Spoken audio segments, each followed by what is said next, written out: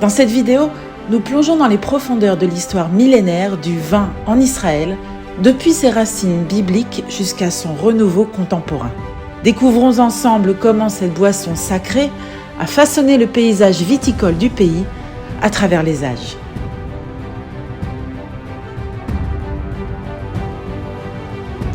L'histoire du vin dans cette région remonte à des millénaires. Le premier personnage biblique à produire du vin est Noé. En effet, après le déluge, c'est lui qui planta la première vigne sur cette terre.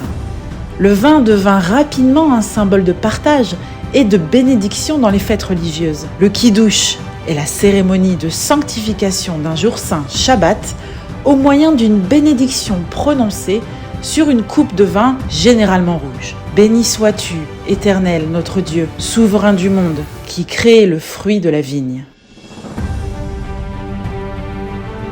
Cependant, la culture de la vigne fut interrompue pendant des siècles par la conquête musulmane qui fit rage au milieu du 7e siècle. Ce n'est qu'à la fin du 19e siècle que le vignoble israélien se vit offrir une seconde vie. Sous l'impulsion du baron Edmond de Rothschild, les coopératives vinicoles de Rishon LeZion et de Zichron Yaakov furent fondées, marquant ainsi le début d'une nouvelle ère pour le vin en ces lieux.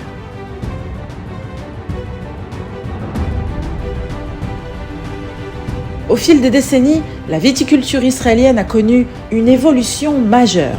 Ainsi, à la fin des années 70, sont plantées des vignes sur les sols volcaniques des hauteurs du Golan, pouvant atteindre 400 à 1200 mètres d'altitude. Les calcaires et le climat tempéré des collines judéennes à l'ouest de Jérusalem sont également très appréciés. D'autre part, de nouveaux cépages internationaux ont été introduits, tels que le Merlot, le Chardonnay, le Sauvignon blanc, la Syrah, le Sangiovese, le Riesling, le Gewürztraminer ou encore le prometteur Cabernet Franc, élargissant la palette des vins produits.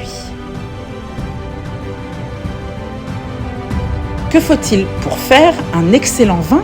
Un climat chaud et sec, avec des températures allant de 15 à 40 degrés, des hivers doux, peu de pluie et une humidité minimale. 3 types de climats correspondent à cette description. Le climat maritime, comme celui de la région bordelaise au sud-ouest de la France, continental, comme celui de la vallée de Napa en Californie, ou méditerranéen, comme la Toscane ou Israël. Le climat exceptionnel et l'importance historique du vin ont fait d'Israël un terroir unique pour des vins de grande qualité. De nos jours, le pays est divisé en 5 régions viticoles. La Galilée, une région bien adaptée à la production de vins de qualité en raison de son altitude, des variations de température entre le jour et la nuit et de sols bien drainés. La Judée, autour de Jérusalem. Le Samson, situé entre les montagnes de Judée et la plaine côtière. La plaine de Sharon, entre la côte méditerranéenne et le sud de Haïfa, qui est la plus grande région de production de raisins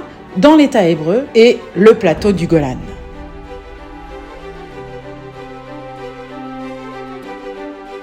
Ces 5 régions produisent des vins de renommée internationale et plusieurs vins israéliens ont été primés ces dernières années. Des cépages comme le Syrah, le Cabernet et le Merlot sont en voie d'obtenir une reconnaissance internationale. Lentement mais sûrement, cette industrie israélienne prend sa place sur la carte des vins du monde avec plus de 300 établissements vinicoles. Si l'export représente une grande partie de sa commercialisation, la consommation locale a fortement augmenté.